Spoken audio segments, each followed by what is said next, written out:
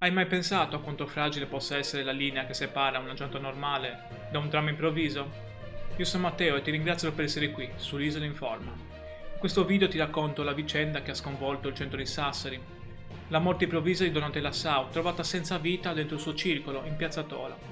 Arrivando fino alla fine, capirai perché questa storia ha colpito così tanto la comunità e perché le indagini sono ancora fondamentali per chiarire i fatti. Donatella aveva poco più di 60 anni e gestiva il club degli amici. Era lì, come sempre, insieme al marito. Un pomeriggio come tanti che si è trasformato purtroppo in una tragedia. La donna si è accasciata all'improvviso, davanti agli occhi dell'uomo che, a causa delle sue difficoltà motorie, non ha potuto muoversi né chiedere aiuto come avrebbe voluto. Lui è rimasto accanto a lei, in stato di shock, senza riuscire nemmeno ad aprire la porta del locale. Come avrei capito, l'allarme non è scattato subito. A chiamare i soccorsi sono stati i parenti, preoccupati perché Donatella non rispondeva al telefono dalla notte precedente. Quando la polizia, i carabinieri e i vigili del fuoco sono arrivati sul posto, hanno dovuto forzare l'ingresso del club per entrare. Dentro hanno trovato una scena drammatica. La donna ormai priva di vita, il marito confuso e incapace di spiegare cosa fosse successo. Da sardo interessato alle cronache locali, credo di poterti dire che a Sassari questa notizia ha lasciato un vuoto profondo.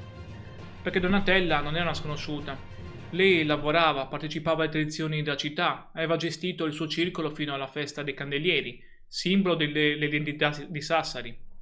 Al momento non ci sono segni di violenza sul corpo e i medici ipotizzano che la morte possa essere collegata a patologie pregresse. Ma la procura ha disposto un'autopsia per capire con certezza cosa sia successo. Ed è proprio questo il punto. Solo l'esame potrà dare una risposta definitiva. La riflessione che ci resta dunque è amara. Dietro ogni notizia c'è una vita interrotta, una famiglia che soffre, una comunità che perde un volto familiare. Infine ti lascio con una domanda. Secondo te, la nostra società dedica abbastanza attenzione alla prevenzione e alla salute delle persone più fragili? O ci ricordiamo di farlo solo quando è già troppo tardi?